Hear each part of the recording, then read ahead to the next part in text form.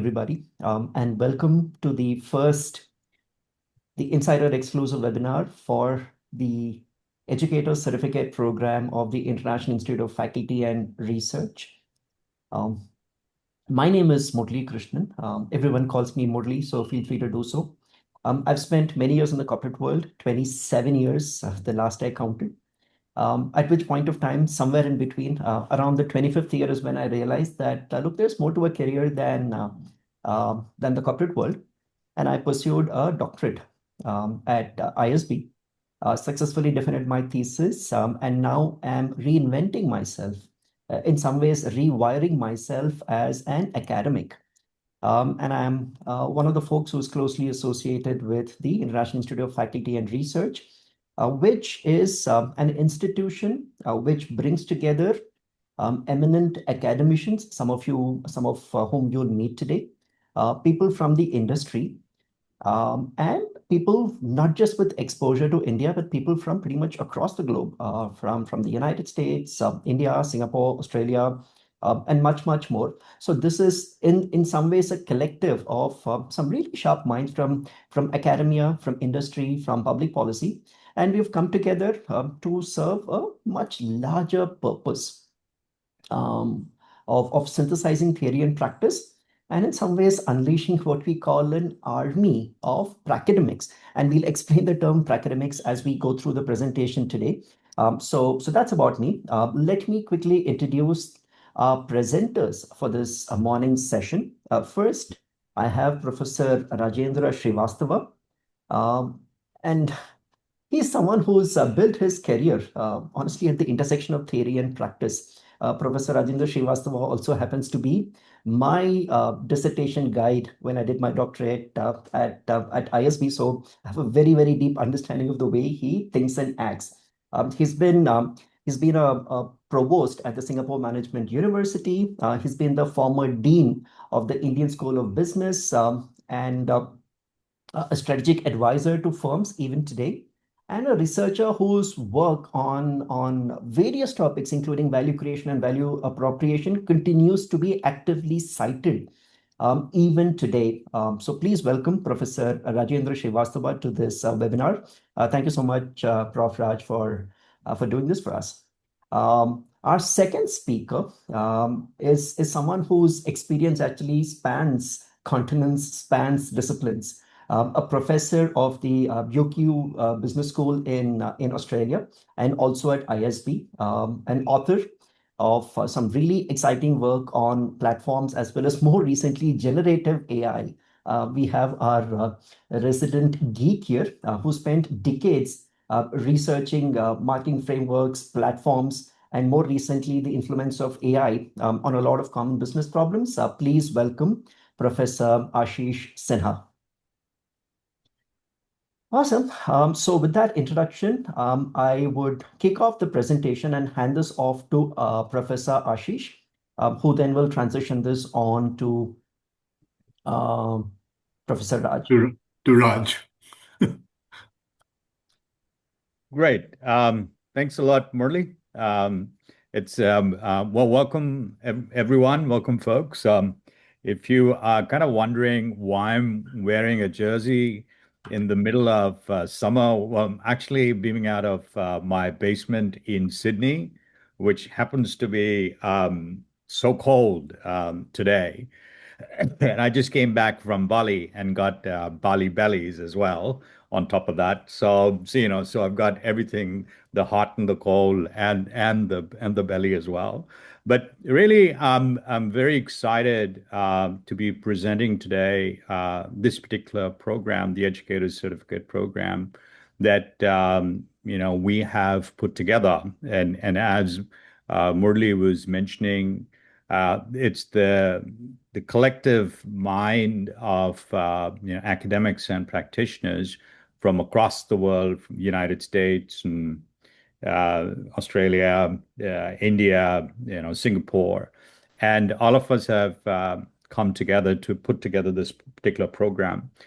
As many of you are aware, and as a matter of fact, in a couple of weeks' time, both Professor Srivastava and I are heading off to Denver to talk about the future of education in the age of AI, because there's never been a more disruptive force in the history of humanity, but certainly for education. And the anxiety and nervousness is evident now on many campuses right across the world, but certainly in the United States. All commemoration speeches, any mention of AI got the booing and the jeering of students. So we are in very disruptive times, but at the same time, while there are a number of challenges, there are many opportunities.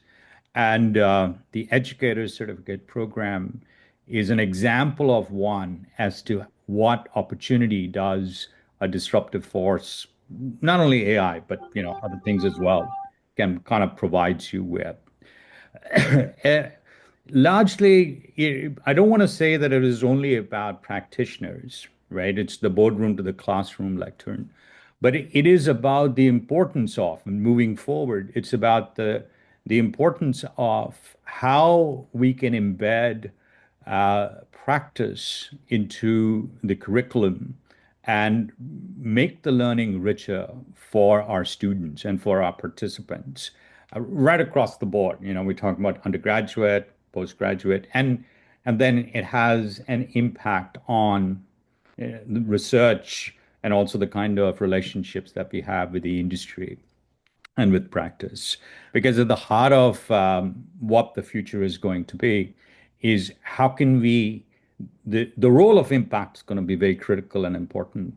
And a program like this will help the participants to make impact, whether it be in the classroom, through the learning experiences that they provide to the participants, or through the research that is conducted, which can impact business and society, and kind of bring together, industry, academia, and practice.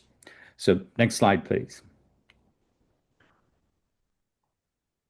And the way that we're going to be running this particular session is that there is a panel, and off and on, I'm going to ask Professor Srivastava or Murali to kind of chime in, right? So at different points through this webinar, and vice versa as well. It'll work the other way around as well.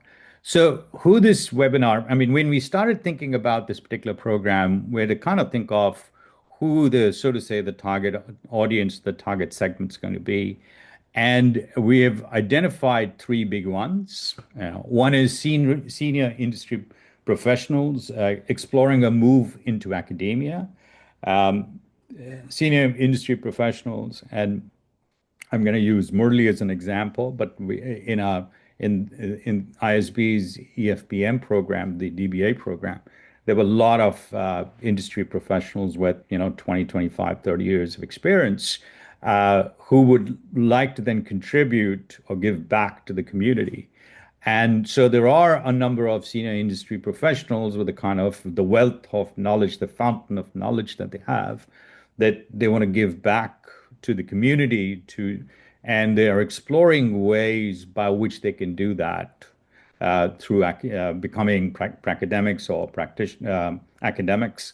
So at various institutions. So that was one segment. The other one is, as I've kind of mentioned, that these are one of the most disruptive times, and the world's changing. It's as if it seems like today that every day there is something new, and that can have a radical impact on not only curriculum development but how research is done, and also the industry landscape in the sense of the employability of our students. Are our students, so to say, industry ready or not, given how the whole landscape is changing, of technology landscape is changing. And then the L&D professionals, building institution capability, even academic leaders, for instance, directors who are interested in, the institution capability, recognize that this whole technology landscape might have a huge impact on the curriculum And I'm personally aware of a lot of institutions that are looking to change the curricula for that particular reason.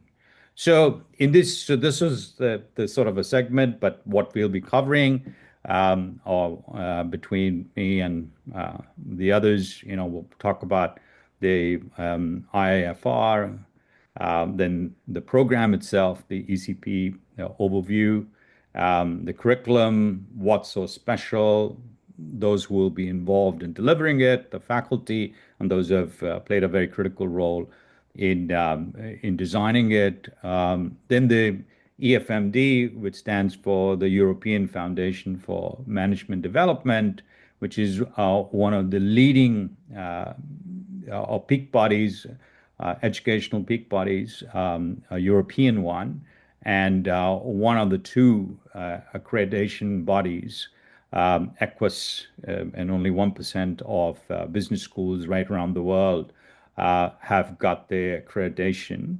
So this particular program, the ECP program, has the backing, and it's the only one that the EFMD is backing at this point. So endorsing it and backing with the fact that this is an important initiative in the faculty development arena. So, and then we'll talk about the opportunities as well. Murali, next slide. Thank you. So, what is IIFR?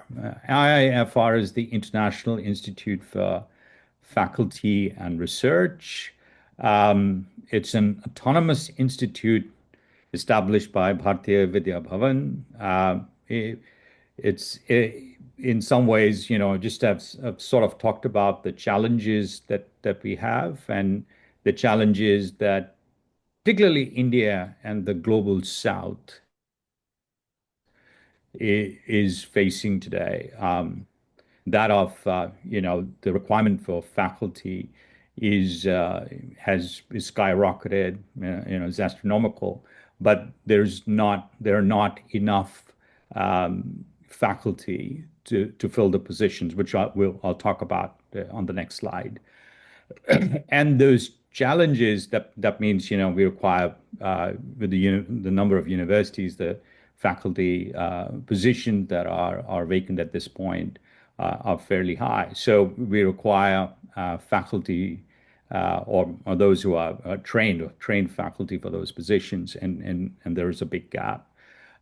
So recognizing what is happening and how the educational landscape globally, but certainly in India and the global South is changing.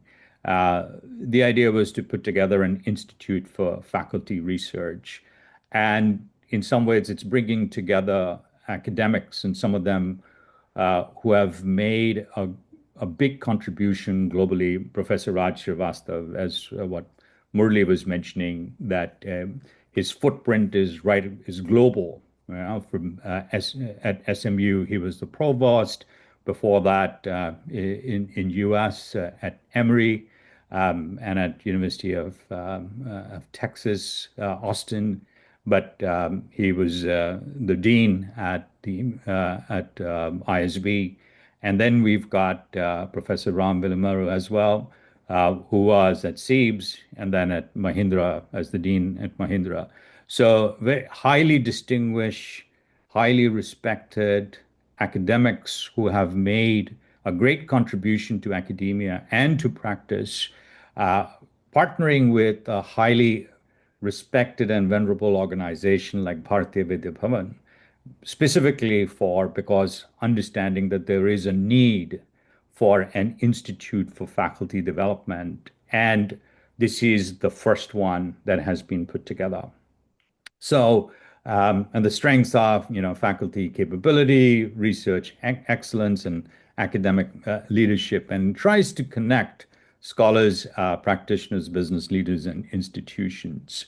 The important part, I kind of have already mentioned it, but would like to re-emphasize, is the endorsement by EFMD. So you do get a certificate for the ECP program from EFMD with the European Foundation for Management Development, which is one of the peak bodies, one of the two peak bodies today in management education, AACSB being the other one. But they are highly selective. So, some of the business schools that have it are, some of the leading business schools that you can think of. Like, for instance, ISB would be one, Oxford, INSEAD, all these ones would be some of the institutions that have that. And, it's about the faculty model, is about the academics and also professors of practice. Professor Srivastava, have I missed something that you would like to add here? Well, the only thing I would like to add is Murali started out by using the term pracademic. And I think it's really important to understand, why that is important. And so what we need to do is we need to integrate insights that managers get in running businesses with the theoretical frameworks that we academics can bring. And so there's been plenty written about, it's all over the web, about how such a large percentage of graduates from Indian schools are not placeable, or they can't hit the ground running after they graduate. And our purpose is really to bring in both industry insights in terms of what needs to be done and how it needs to be done, with the why component that comes from research.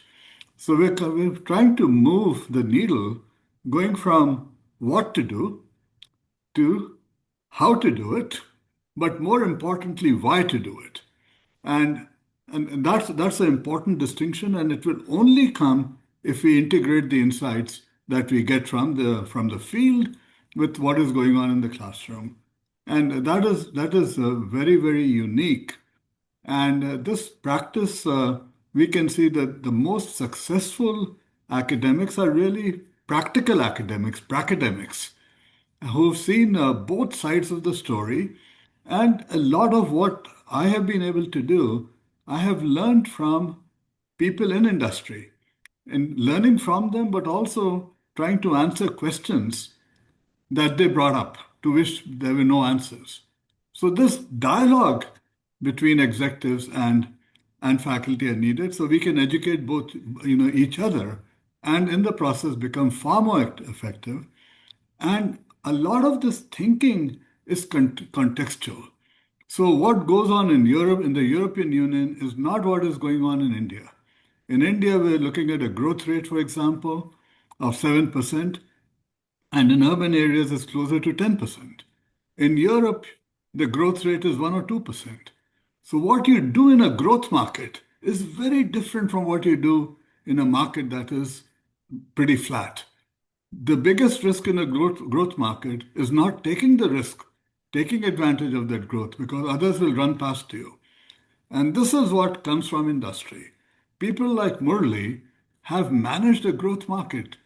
His experience allowed him to capture the largest share in India. So that is what we're doing. I think it's important to understand why we should work together and how we can learn from each other. And also that this knowledge is contextual. It is not in an environment where they don't have the income pressures that are facing the growth environment, the possibilities of starting greenfield.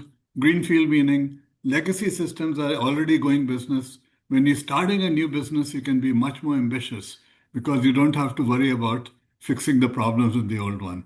So let me shut up right now because I will eat up all the time. That's the problem with academics like me. We talk too much. Back to you. Now, thanks a lot, Professor Srivastava. That was exceptionally useful. So again, the last line on the previous slide was that it is at the intersection of academia, practice, and public policy, if I remember that one right. Academia, practice, and policy making. So, and that's what Professor Srivastava was emphasizing, that's what makes this particular program so unique.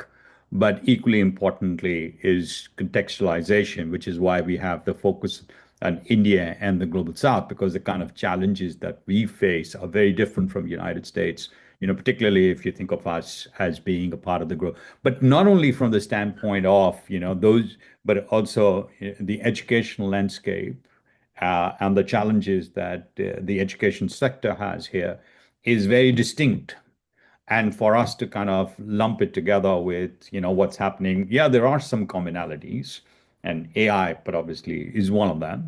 That commonalities certainly does exist, but the kind of challenges that the education sector in this country faces, which is acute shortage of talent, is not that some of the other parts of the world face. I mean, they've got an abundance of it, right? And having just kind of bringing, which is what one strategy is, that you bring educational institutions from overseas to India, which many of them don't understand the context that well, is probably, yeah, it's a debatable strategy. There's a pros and cons, but at the end of the day, it's a highly debatable strategy versus a program, an IIFR and the program, the ECP program, both are looking to develop indigenous talent, by which we raise the standard of all the management schools in the country. We're not only focusing on the top 10. Yeah, we're doing really well. There are eight, nine business schools in the top 100, FT 100, but we're going beyond that and saying, well, how can we lift the upliftment of the performance of all the management schools? How can we do that? And so IIFR and ECP, that is a very core objective of these two. Thanks. So, in some ways I've stolen my thunder, but you can see, our purpose is strengthening the link between scholarship, pedagogy, and applied leadership, bridging the gap between academia and industry through applied faculty pathways. Why senior industry folks are really important, and they play a very critical role and should be playing, if at certain institutions they are already, but should be playing a very critical role for some of the reasons, or many of the reasons that Professor Srivastava just articulated. Advanced innovation in pedagogy. We know that artificial intelligence is here, and it kind of changes the curriculum. Every institution that I am aware of, including mine at University of Queensland, that's the first thing that everyone's talking about. Like, how will artificial intelligence change pedagogy, research, and institutional practices as well? And the objective, the hope, or rather than saying the objective, is for us to develop leaders who can navigate complex global challenges. Today there is this talk about industry ready graduates in a similar way, these global challenges that our academics face, or our students face. But we've got to understand that we have to step out of our comfort zone, stop thinking about industry-ready graduates, because the industries might change in the next 5 to 10 years. It's about, are they challenge ready? Are they given the disruption ready or not? And again, this is one of the things that we focus quite heavily on in this particular program, as to how do we make them ready for the disruption and the challenges that they will face in the future. That's in some ways is ambivalent to what the industry structures might mean. Maybe accounting looks very different tomorrow. Marketing certainly is already looking very different. Information systems, for instance, is looking very different as disciplines and also as professions.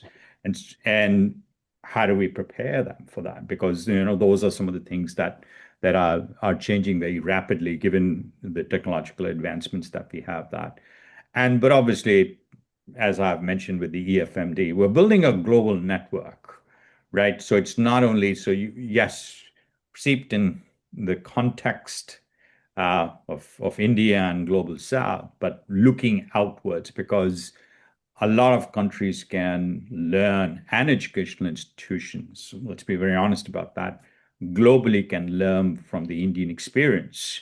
And it is important for us, it's a two-way street. We learn from them, but they also learn from us. And so that's why we have this global network, advisors, a set of advisors from right across the planet who would be then helping us shape this particular program better.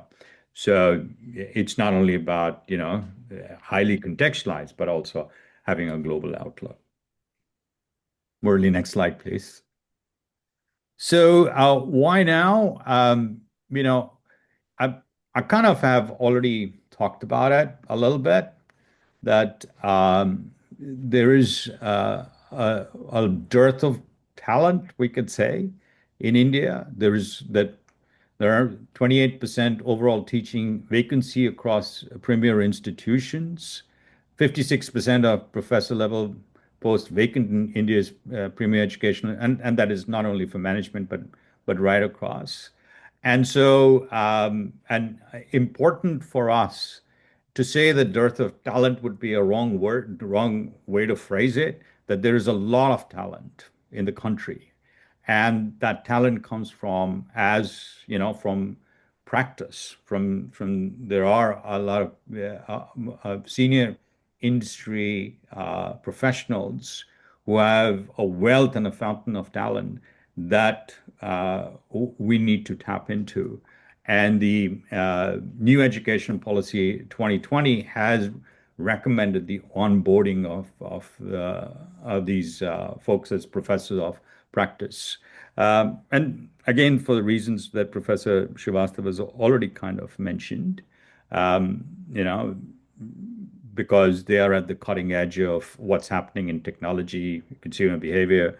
Again, taking Murali's example, the CEO of Xiaomi in India, the kind of experience that he has and what he can bring to the classroom, and many of his peers from the EFPM program, the DBA at ISB program, the kind of experience they can provide, the real challenges that industries are facing. All these things, that's why we require the professors of practice. Again, we've sort of have already covered this. Management education must move beyond theory to practice informed, and why that is important and a unique moment for experienced professionals to enter the classroom. So the faculty demand is real, and now is the opportunities for practitioners is now. Professor Srivastava, if you would like to add, because you know a lot more about this than I do. Well, I think I've maybe wandered around the world a little bit longer than you have. But when we're talking about professors of practice, obviously we need more faculty, which is clearly spelled out in the slide, that we have huge vacancies available, and with that are huge opportunities. But faculty are also needed outside the academic classrooms. So when you look at industry, many companies have their own corporate universities, if you want to call them that, such as Tata Management Training Center. And so there's education taking place in industry. And there's also education at the intersection of industry and government. Those policy decisions also have to be. So people going through this kind of program are not just being prepared for the classroom, but they're being prepared to be more effective consultants, to be more effective leaders. And many of the students that I have worked with who've come from industry with 20, 25 years of experience, they have actually gone back and made major changes in their companies and have risen a lot faster, because of that. And I'm very proud to say that every year, one student of mine or the other turns out to be a new chief executive. And so I want to emphasize that aspect also. Thought leadership is needed not only in the classroom. Thought leadership is also needed in industry, and that is another thing that we're doing. For me, this has not been a new initiative. I mean, IFR is a new initiative. But 5 years ago, I was talking about starting a National Institute for Faculty Development. Actually, let me back up to 2016. I came back in 2016 to India after 44 years. And what I saw in India is the opportunity that education can be the game changer. So then, I started evolving and saying what we were doing at institutions like IIMs and ISB, it really needs to be magnified. And so I came up with this notion of a National Institute for Faculty Development. Then I showed that kind of roadmap to some of my colleagues in North America and Europe. And they said, Raj, we need this here as well, this intersection between academia and industry. So it is not just an India story, that we need it in the US. So that is why instead of a National Institute for Faculty Development, it became IIFT initially, International Institute. I dropped the N and replaced it with I. Then I was talking with some more faculty, and they said, look, we faculty need to change our research perspective. So it is not only International Institute for Faculty Development, which would have been IIFD, we need an international institute to guide faculty research. So rather than just educating industry people to become academics, we are also now trying to look at the academic side and make them into academic. There was a webinar, there was a meeting held at IIM Bangalore about 2 months ago. And in that, it became very clear the audience was deans and vice chancellors. And we were talking about IFR, and they said, look, you need to bring our junior faculty also into it, but also we need to learn how to deal with industry. So this separation between universities and industry also has to be bridged. And the kind of people we want to bring into this program and the content of this program is such that it would allow universities to work with industries. For example, there could be, if we're talking about electrical vehicles, there could be a lab that combines, let's say, a technology university with a management school with a industry, with a company from industry, such as Mahindra and Mahindra, that is looking at the EV market. So this joint melding and cutting across disciplines is also something we're doing. So maybe, Ashish, you asked me to answer something in 1 minute, and I've taken up 5. No. I think my this usual is problem. no. This is brilliant. I think it is very important to set the context right here, and thank you very much for that. So yeah, great. Thanks, Murali. Next slide, please.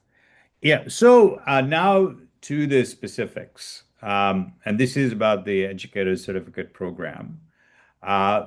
This program is over 3 weeks, and when we say 3 weeks, it's actually over.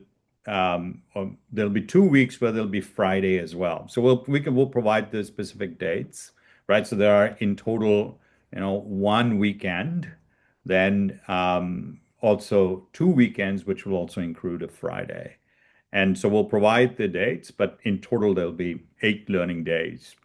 And it's going to be in person for a whole host of reasons, with the kind of learning experience that we want to provide to our participants. There's going to be, activities outside of classrooms between weeks and once the program finishes, but the 8 learning days are going to be in person. So that is one thing. It's on campus in New Delhi. It starts on 21st August. And the certification, as I've already mentioned it multiple times, will be, IIFR and EFMD. So it's, globally benchmarked and backed by a peak body, one of the management, one of the 2 management peak bodies, global. And the program fees is 5 lakhs plus GST. For round 1, it's going to be 4 lakh GST. I think we've got an extension, but we'll talk about that at a later point. So by 30th June, if you sign up for it, you pay 4 lakh instead of 5 lakhs. But there is a bit of an extension, but I'll leave Murali and others to talk about that. And the objective here is that it enables the experienced professional transition into academic, executive education, and thought leadership roles. Some of the things that Professor Srivastava is just going to be talking about with the new EP, but also, the whole thing about it's not only executive education and also why thought leadership is so important for industry as well. And so it's got the structure, the credibility, and as I've kind of been hopping on the AI-enabled curriculum as well. So there's going to be a lot of focus on that as well. Murali, do you want to add something now or maybe at a later point about the ECP? I'll jump in the end. Okay. Q&A, we can jump in then, but I wouldn't want to be offload. Please carry. Okay, sure. Yeah, so, who should attend? Senior industry professionals. I've already identified, so very quickly, I'll go through this particular slide. Senior industry professionals, those who want to transition into academia, faculty or guest educators, adjunct faculty as well, professors of practice, so many would want to be professors of practice, Pracademics, even don't want to call them as professors of practice, but they're really Pracademics, and all academics should be Pracademics, so practitioners plus academics, bridge the industry academia gap with credibility. You've got experience in kind of both the world, the industry experience that you bring, the rich industry experience that you bring to the table, but also with that, now you learn new skills of how you take that to classroom, and have application to research as well, and then with the thought leadership. Faculty and educators who want to elevate their teaching effectiveness and classroom impact, with a number of things about the curriculum development, and even leaders, the academic leaders, they can learn a lot from this particular program. Academic leaders in L&D, so strengthen the faculty development and institution capacity. So it's for professionals, faculty and educators building capability in teaching and academic influence. These are some of the segments that we think would be for this particular program. I'm going to hand over to Professor Srivastava at this particular point, and over to him to take you through the ECP curriculum outline. Okay. Thank you, Ashish. Actually, if you could just leave it on the previous slide, Murali, just for a minute. I want to emphasize that this is not just a sort of a faculty development certificate that is focusing only on teaching. What we're also saying is that in this program, we will also focus on what academic leaders want to do. So many times we have a senior executive coming in and doing the equivalent of a doctorate. But we also have a longer program that will lead to a DBA, but that's for another occasion. But people coming from industry into academia with the management experience can actually become major contributors in terms of how to better manage universities, how to better manage programs, how to bridge the gap between the program and career services, how to make executive education at universities more effective. So in addition to creating teachers or educators, what we're also saying is that the program is designed to create the people who will be able to lead academic institutions, as well as go back home and lead internal development within their own organizations as well. Next slide, Murali. So one of the things that we are doing in this program is to develop a curriculum that is up to date, and that can be, that could be continuously updated. And we have 8 building blocks out here. So the first building block is really curriculum and course design. So it's not just about, say, if I was doing something in business development, it's not about, Raj, how do you design a course on business development. This program also goes into explaining what is the structure within universities, how the curriculum at an undergraduate level is different from a MBA program, and how an MBA program for working professionals, people with, let's say, 8 to 10 years of experience, how that needs to be different, and how a senior executive program for people with 15 to 20 years of experience needs to be different. So when we are doing just undergraduate or we're doing just an entry-level MBA, there's a focus on what I would call functional courses, marketing, finance, and operations. By the time you come to working professionals, they want to move from, let's say, a sales job or from an accounting job into a more responsible position, let's say, managing a department. So at that point in time, the courses need to be interdisciplinary, meaning how does business development lead to strategy, or how do strategic initiatives need to be financed. So you need an intersection between different functions. So you need to move to an interdisciplinary or a multidisciplinary focus, a process-oriented focus for people who are with 8 to 10 years of experience. I label them working professionals.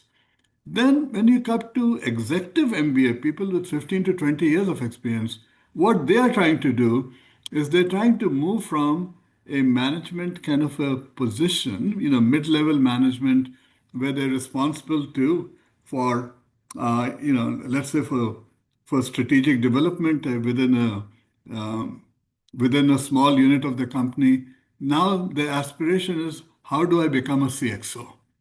Okay, meaning from being a respected finance professional with responsibilities, how do I become a chief operating officer? Not necessarily a chief financial officer. So the idea is that at that level we set the path so that people are able to go up the career ladder. So this is what we're doing in terms of how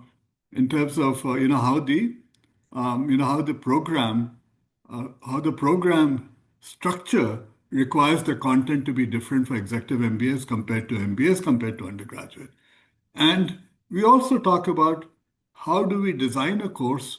And so designing a course is more than telling stories or just talking about academic frameworks.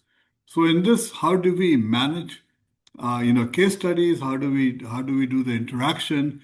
But also, how do we use AI to assist us in course design? So the idea is that we can be using AI to design a course, to update a course, but also to create new content. So that takes us to what the second block that we've labeled as academic writing. And in that, what we are doing is AI-enabled content development. So for example, about 6 months ago, okay, so 8 months ago now, we had a near disaster with Indigo, where we had so much disruption. This is in October of last year. So we have enough information these days available on the web to explain why that happened. And it is possible to construct a case study on the fly. And one of my students actually did that. He created a case study on Indigo on the fly within 3 hours.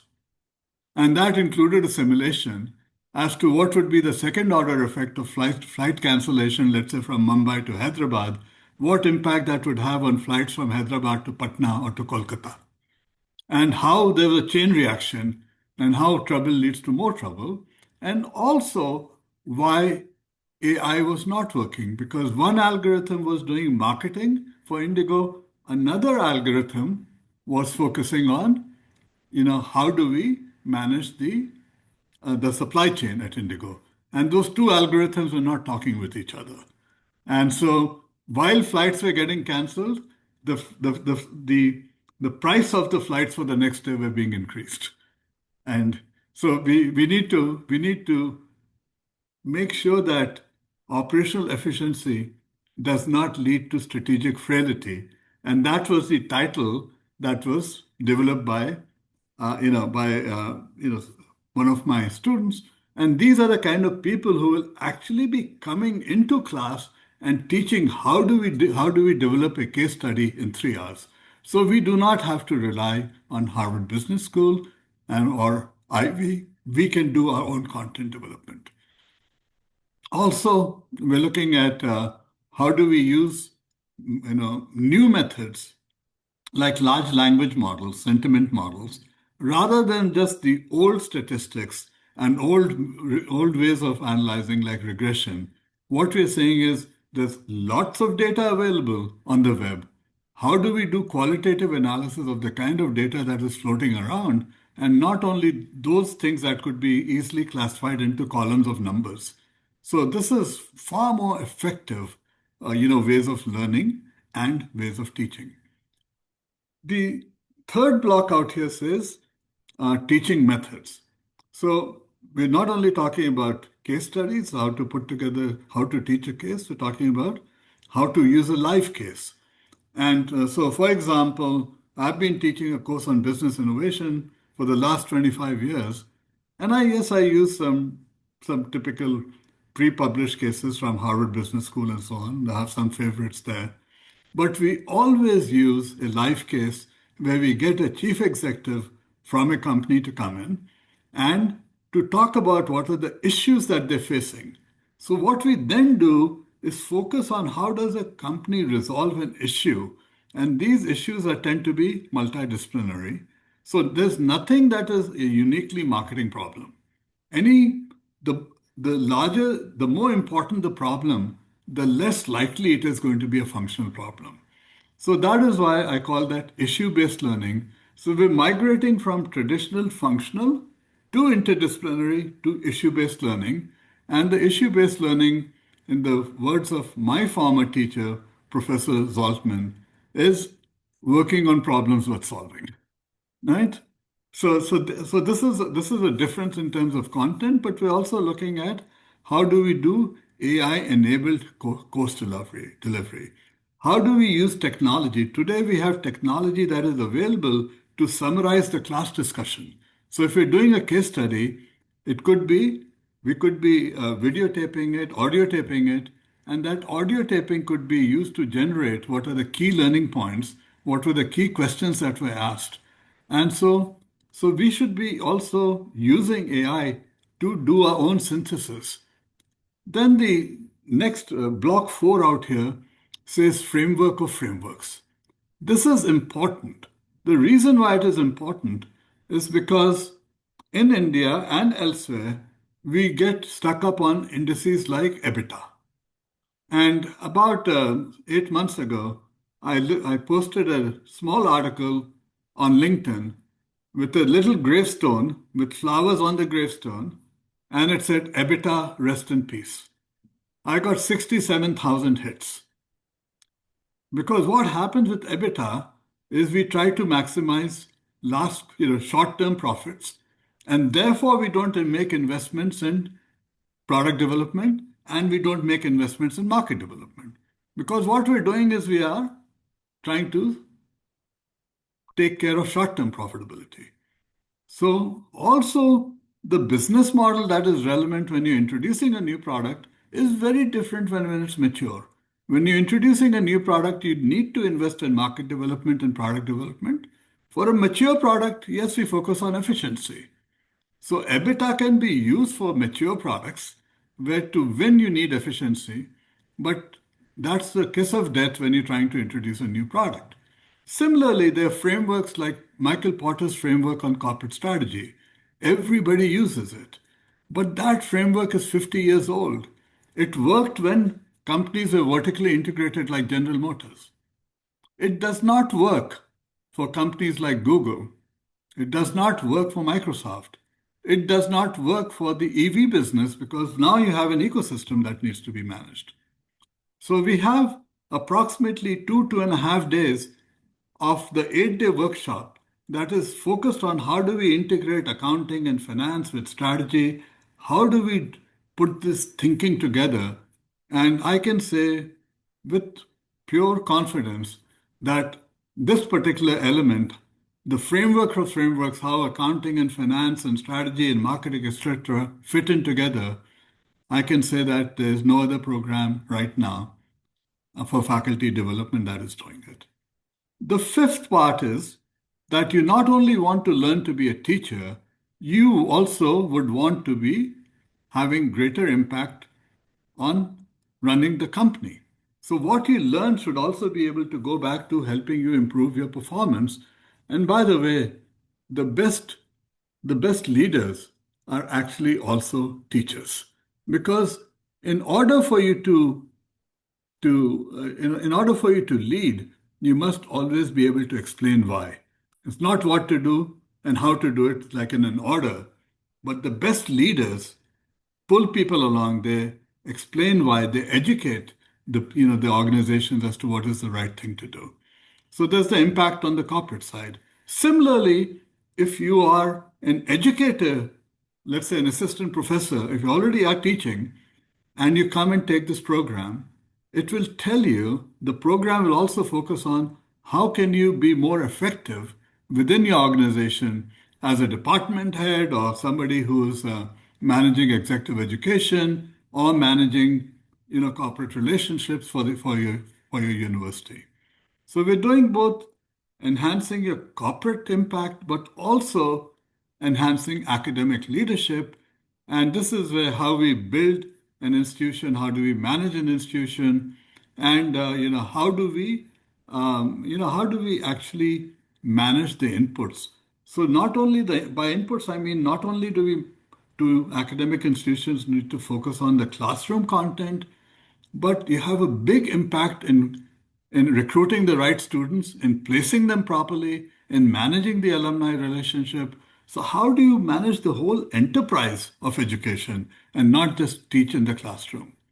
The seventh element is academic industry policy interchange.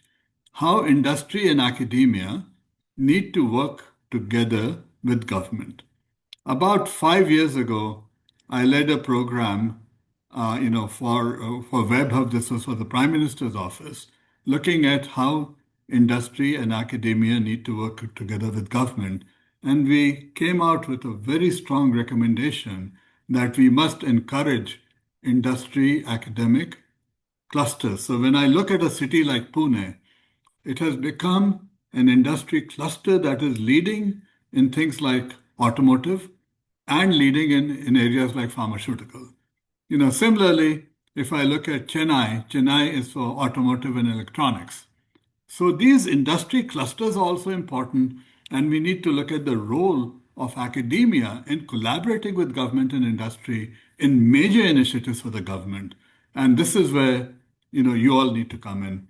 Finally, Module 8, and it is saying, look, you're in it. How do you build your own brand? How do you make yourself, how do you bring your 20 years of experience, into the classroom, but how do you also take it into leadership? And how do you become a pracademic leader? How do you enhance your pracademic brand? And it's right now we're just talking about 6 people for this program, but we've got for IIFR, we have an international board stretching from all the way from the US into Europe, into Asia, and India, also looking at Southeast Asia, into Singapore, and also going into Australia. So we're bringing in academics on a global basis. And in addition to this program, we will be running on a monthly basis. This is open to everybody. And our goal is to become the educator of educators. So we'll be running monthly, seminars and so on that will be open to people. And the initial starting point is going to be in Delhi. But this educational dialogue, we hope to make it into a national dialogue and then a dialogue for the growth of the global South. Next slide. So what we have done in effect is we've come up with a curriculum that can be continuously updated, And it is amazing what I am myself learning. I'll tell you the kind of thing that I've started doing, or my RAs are helping me do, is we have videotaped my class and we're converting it into a book. The stuff that I've been teaching for 20 years, I did not have time to write because I was running institutions and teaching. For 47 years, I have taught. Even though I've been leading a university and I've got multiple, 6, 7 deans reporting to me, I have always taught. Once an educator, always an educator. And now what I'm finding is that AI is helping me enable all this thinking that was there, that was going into the classroom, and we're converting it into what I'm calling it an infographics book that includes the PowerPoint slides along with the text. And this, by the way, I have learned from Professor Sinha. He created a book in, I don't know, like 2 weeks or something. You created a book with your own ideas. And Ashish, I'm following in your footsteps. And next slide. So what makes us different? Number one, we are the first faculty development program that is deeply embedded in the productive use, in the informed use of AI. So we're not doing questions without a framework. We're not asking questions without a framework. The AI advantage can only come if you're able to ask the right questions. You need the frameworks to ask the right questions. So that is one thing we're doing. The second thing is we are integrating theory and practice, but in academia, we have a habit of saying rigor and relevance. What we are saying is relevance, then rigor, because there's no point being rigorous in things that are irrelevant. All right? So impact is important. The pedagogy is multidisciplinary. And most people will be amazed to know that the value of the average Indian company on the Nifty 50, less than 25% of the value is on the balance sheet. Assets and retained earnings. So the question is, where the hell is the remaining 75%? And it turns out that a lot of that value is in the brands, it's in the strategic partnerships, it's in the distribution networks, and frankly, in where you happen to be. So, for example, we published a paper saying, what is your India strategy? If you don't have an India strategy, you're missing the boat. And this is what we're teaching not only to Indian academics, we're teaching this to global academics, that if you don't have an India strategy, you're missing the boat.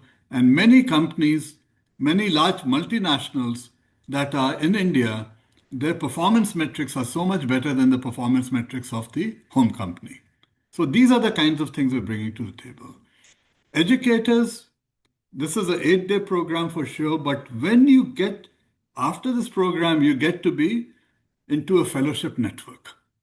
And you will become part of a community. Murali ji mentioned that we want to create an army of Pracademics. So your involvement with IIFR does not end at the end of 8 days. You will be with us, forever. And that's the one thing we say about alumni. You can get a divorce, but you can't quit being an alumni, right?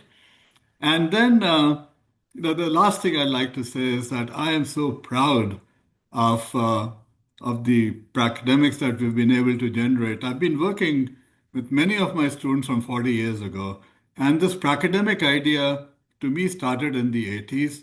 When I was in Texas, I started working with people from 3M, from Applied Materials, from Texas Instruments, and I started bringing them into the classroom. So this academic leaning to me was the learning that I went through 40 years ago. And this is with the collective wisdom of many more people.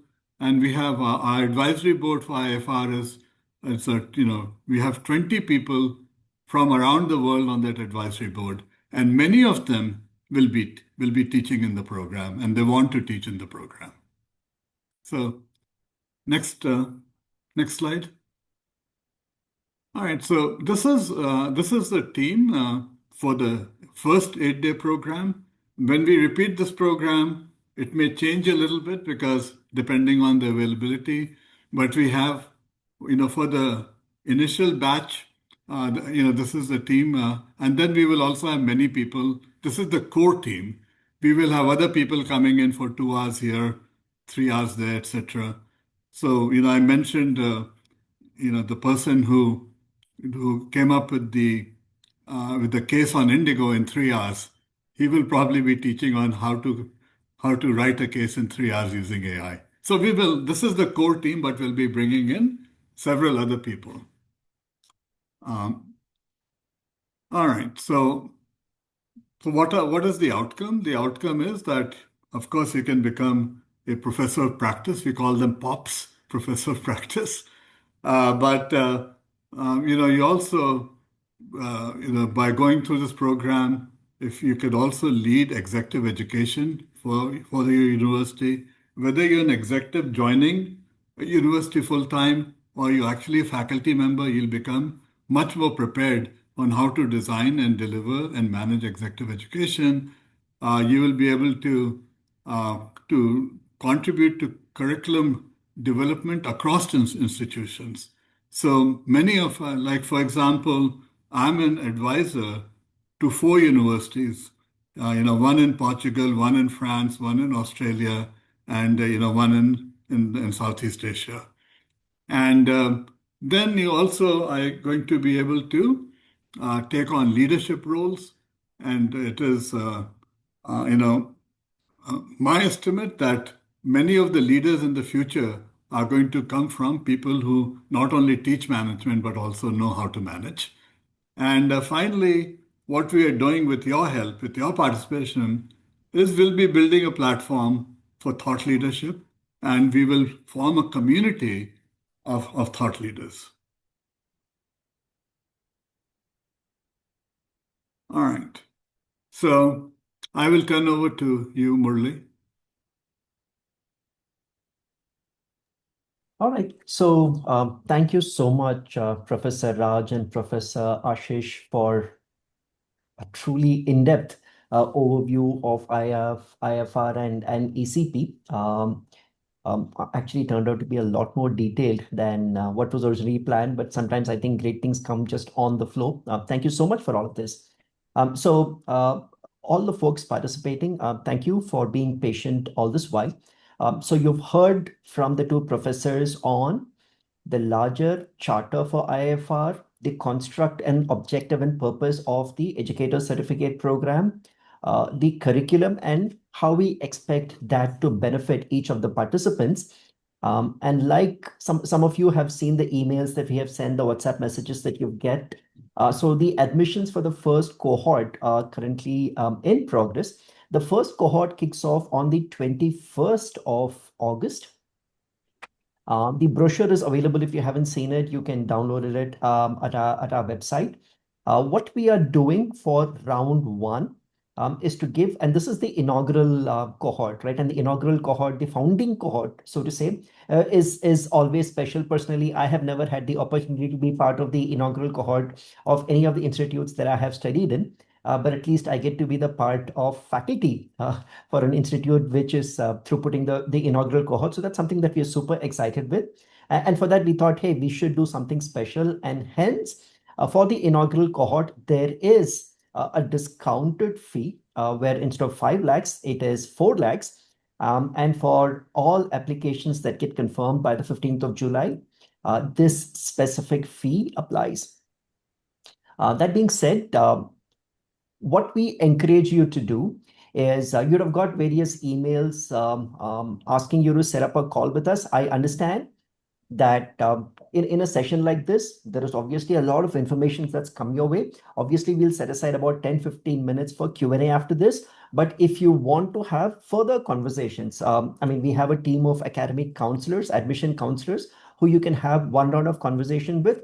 But if you still want then some of us in the faculty will make ourselves available depending on your schedule, our schedule, and you can have a conversation with us if you want to have deeper questions on what this actually means. And hey, you know what, on slide 7 you said this, what does that mean? I come from this particular profile, is this program going to suit me? Because we've been having some conversations and these are the kind of questions that we get. So we're happy to have one-on-one conversations subsequently if you're truly interested, because we want to make sure that you are making the right choice. This is a program which I'd say the right term to use has been very craftfully curated.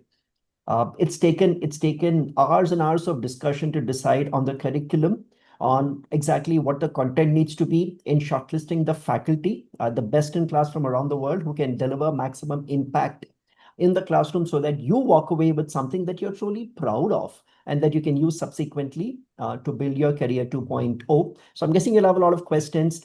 Do sign up for the first round of discussions with our admissions counselors. If you still want to have a conversations, we'll be available. And I'm hoping you'll make the best use of this opportunity.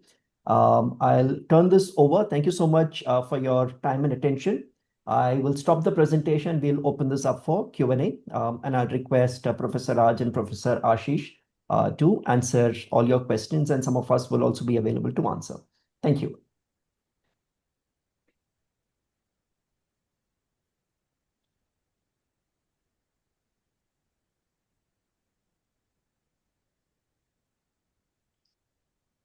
Open to your questions, please. Are we operating the chat box? No. Yeah, you can put it up.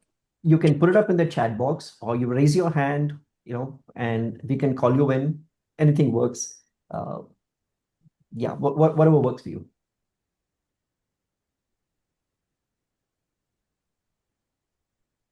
Right. I'm looking at the chat. Nothing else in yet.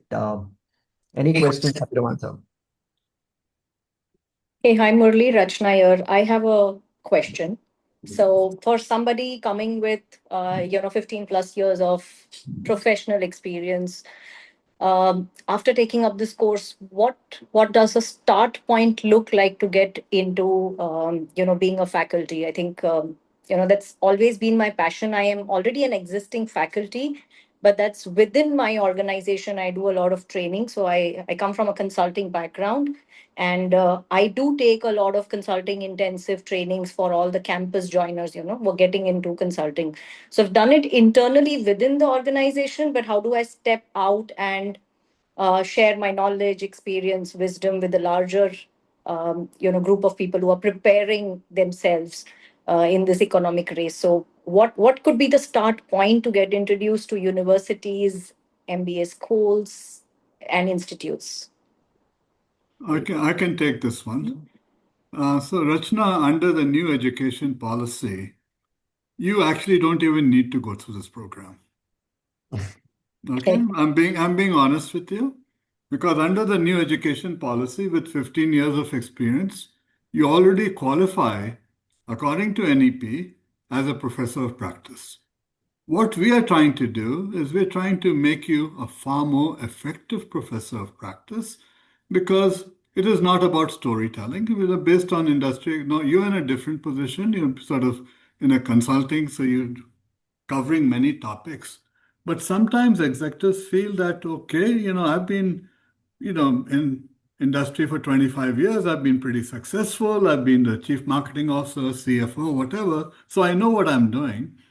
But storytelling just based on experience is not enough. You need to contextualize it and see how you can have a larger impact, within frameworks. Because if I have worked for a consumer goods company and you have worked in a B2B environment, our experiences could be entirely different. And what we are doing is we are integrating that framework. Or if you were a business development person, we are also talking about how you need to have the financial acumen to be able to verbalize what is the impact that you have on your customer's business. Because the most successful, people in business development make their customers more successful. And so it makes you more. So number one, you don't even need this thing. Honestly, you can get a job as a professor of practice. What we are doing is we are creating an environment And many people on the board of IFR, they are actually directors at places like IIMs, the IIM, if I take IIM former director of IIM Bangalore is on a board, director of IIM Nagpur, managing the director for MDI in New Delhi. So it's not just the people you see out here. The other thing we're trying to do is in this class, there will be people from industry, there'll also be people from academia, and there'll be a few people from government. So what we want to do is we want to have this diversity, and in that process, we'll be building bridges. So if you're from industry, you'll run into somebody from academia, and they'll say, hey, Rachna, we could really use you. In addition, what we're doing is we're setting up a community, and we are. I'm the co-chair for India for something called the EFMD India Business Council. It is EIBC, and EIBC at the moment is 12 deans and directors, and that will expand very, very quickly. And so these are institutions that are looking at the value of this kind of a program. So we will actually be, getting some faculty coming in from these institutions, and we will also create, if you want to think of it in the short run and the long run, we will end up by creating something the equivalent of Naukri.com for Pracademics. And the idea is not to just place you in India. Wouldn't you like to go and teach for a semester in British Columbia? Or, when Ashish was in New Zealand, he invited me to come to Wellington. I had a really good time there. So we will also try to make you globetrotters, and because Pracademics are needed globally. Absolutely. Thank you. That answers my question. Okay. I'll actually add more color to it. By the way, Ashish, I'm still waiting for the invite to Sydney at least. But nevertheless, Rachna, here's the way I see this. Sure, there are 8 days, 8 learning days, and so on and so forth. When you are doing a program like this, you need to think about, hey, what are the assets that I can create, which I can use, number one. Number two, what doors will it open, right? I mean, and that's the lens with which I would look at a program like this. For example, when I signed up for the Executive Fellow program at ISB, and these are the two questions that I asked. What am I going to create out of this? And what doors will it open? What did I create? I created my dissertation, my original contribution on consumer behavior and platforms. What doors did it open? It opened various doors, including being a part of IIFR, teaching at ISB, teaching at SPJN, and a few other places. The assets, and you could create various assets, but as someone who wants to be a management school educator, there is this entire course that we have on course design, right? And I'm sure a lot of people on this call are experienced professionals who are adept at least 1 or 2, 3 the areas where they know a lot. And you believe this is something that I can teach, right? We want to help you create a course outline by the time you graduate from the Educator Certificate program, right? You walk out with a fairly complete course outline. I mean, we can go back and forth, some of the faculty members can be assigned to you to provide feedback so that you're able to have a crafted course outline that you can send out to business schools saying, hey, here's a unique course that I can offer, right? And that's of great value. So you walk out with a well-crafted course outline, number one. Number two, a lot of us have experiential learning on specific business contexts that can be used to teach something which you can convert into a case study, right? You have a case writing session, right? Our endeavor would be by the time you graduate from this program, or maybe a few weeks after that, you are able to have a publishable case study. Whether you choose to publish or not is your call. Hey, but you have something which you can use to teach, and if you want, you can take it forward, take it and get it published in any of the avenues that is available for case publishing. Now, these are assets that you have. These are credentials that you have developed. With this is when the opening of doors come. Professor Raj spoke about networking, the fact that IIFR has an advisory board with eminent faculty from across the globe. Hey, those are opportunities where the door opening happens. But for a door to open, you need to be in the right place at the right time with the right set of assets. we hope to create the opportunities for all of this to happen together. So that's the way we are thinking about it. Thanks, Nuli. That answers. I think the reason why I was looking for this course is while experience is what I already have, bringing structured frameworks and, as you said, creating assets that can be reused and maybe better structured to create content out of it is what I was looking forward to. Correct.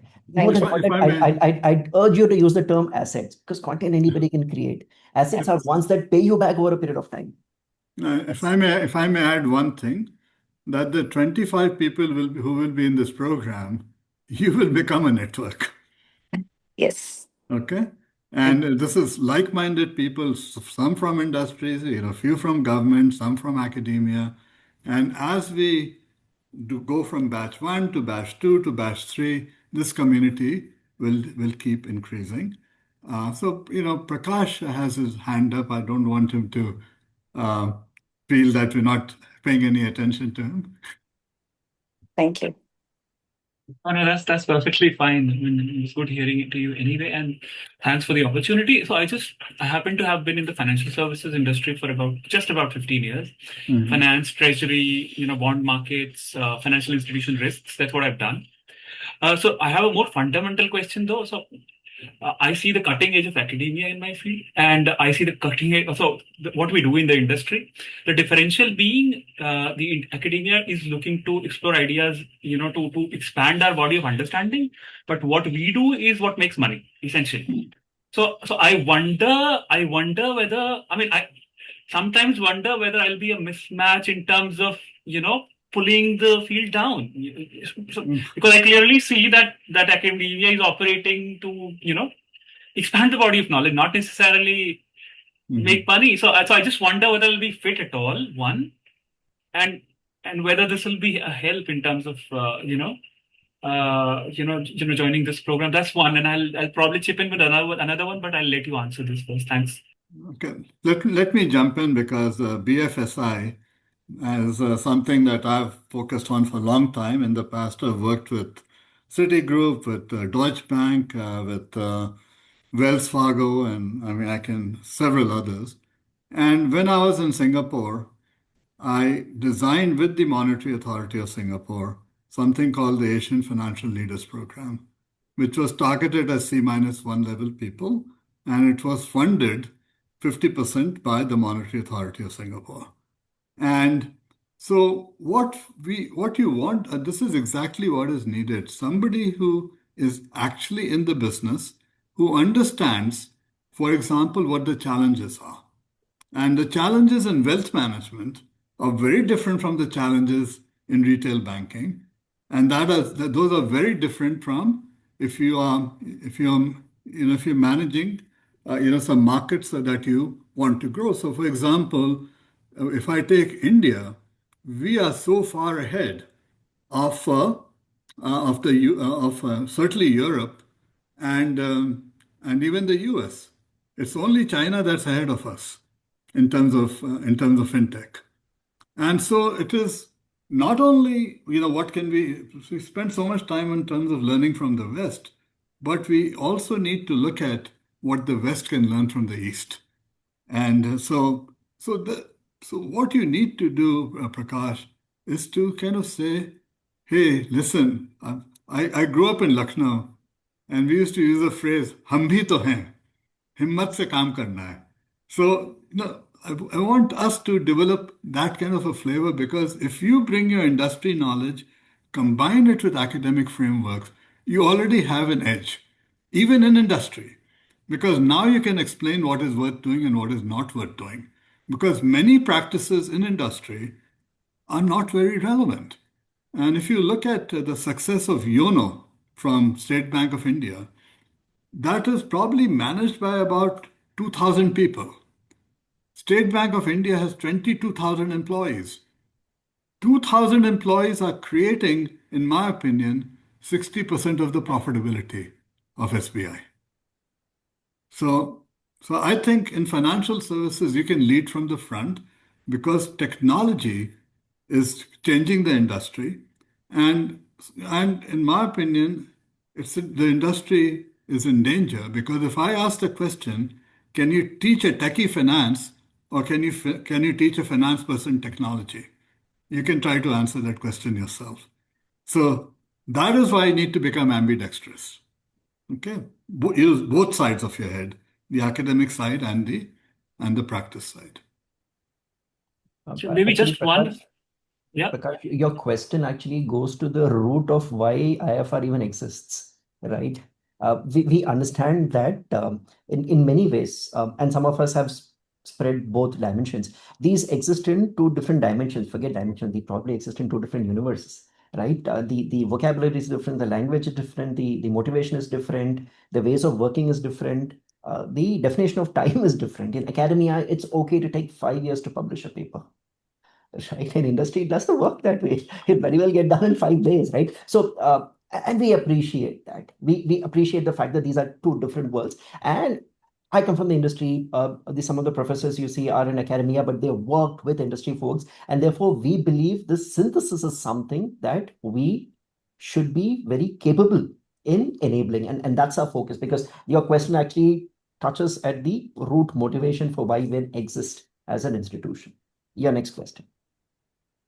Yeah, just another one. So, about a professor of practice, in his day-to-day responsibilities, or even a medium-term contribution, would traditional research outcomes be a key KRA, so to speak, and that would be what I would want to know. I mean, would it largely be about getting the students to understand what we do, or what I've done, or what I've learned, and sort of align it with the body of knowledge that exists in academia, or would it be also about publishing? Predominantly, just trying to understand what would be the key expectations of people like this. So the publishing part is you're going to be your ambition, but it is also to have impact. See, if you don't, I mean, I like to publish, so it doesn't mean everybody has to go with that intensity, but what you have in your mind is you have in your mind.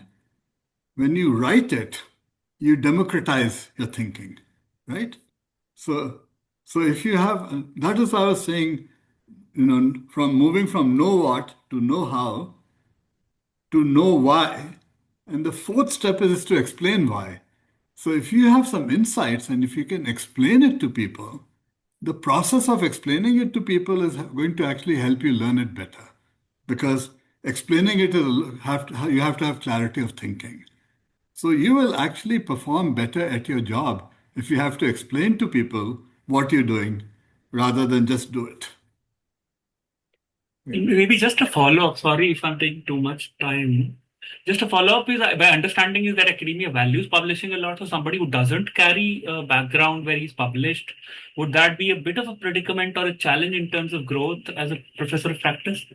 Because you're ultimately competing. No, you publish different kinds of things, because many of the articles I publish, they're so dense that industry people, when they look at it, say, what the hell is this? There are too many equations.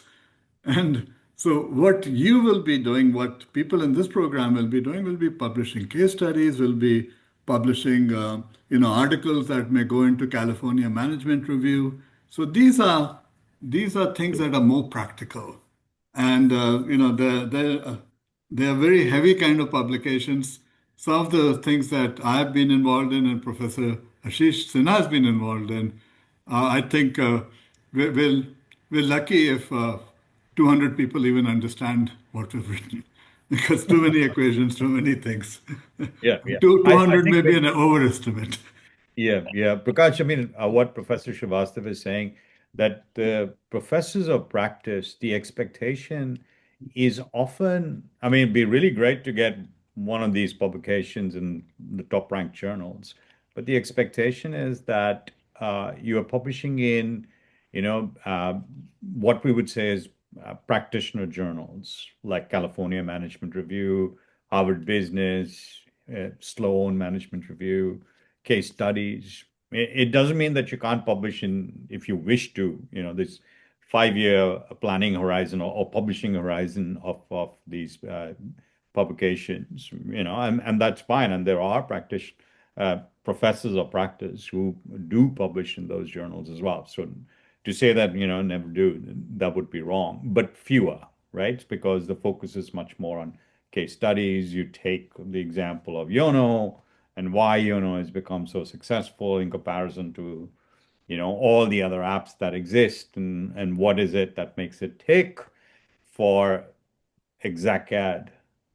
That's the sort of knowledge that they would want, right? I mean, so it also depends on what kind of audience.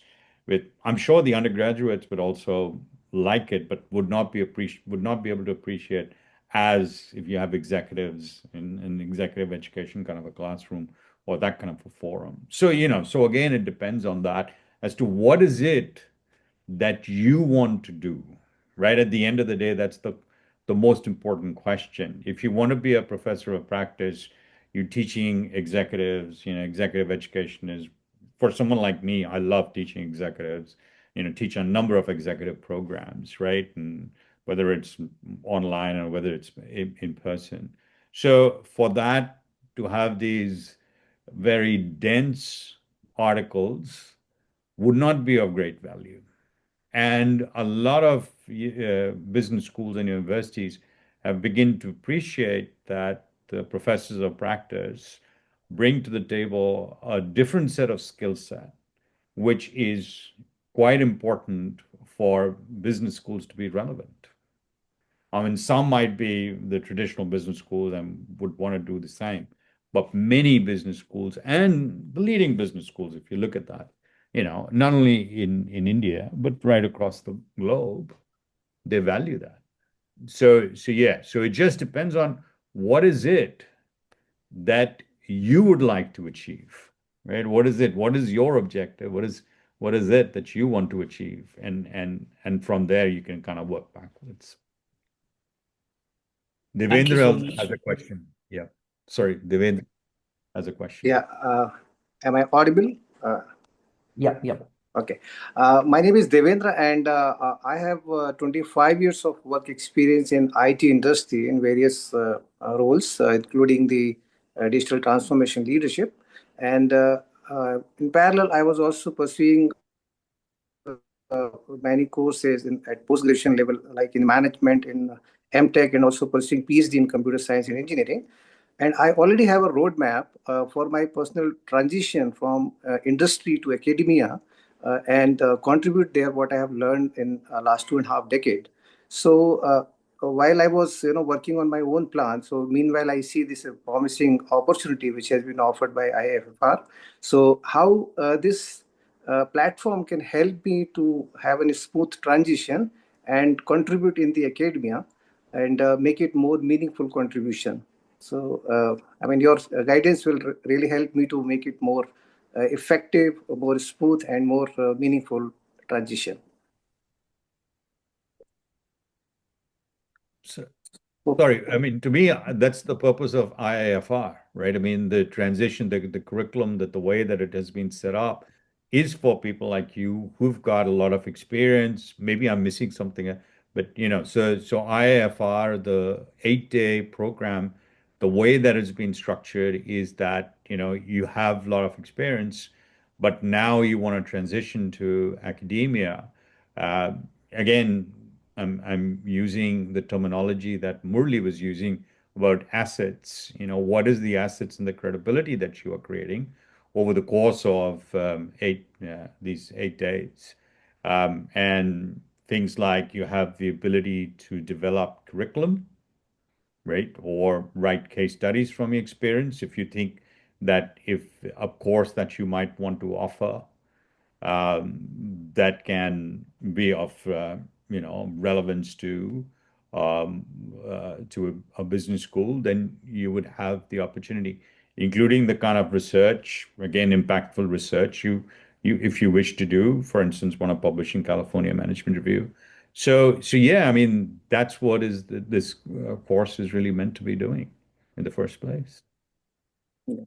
Thanks. An important follow-up question, which I pasted in the chat box as well. Yep.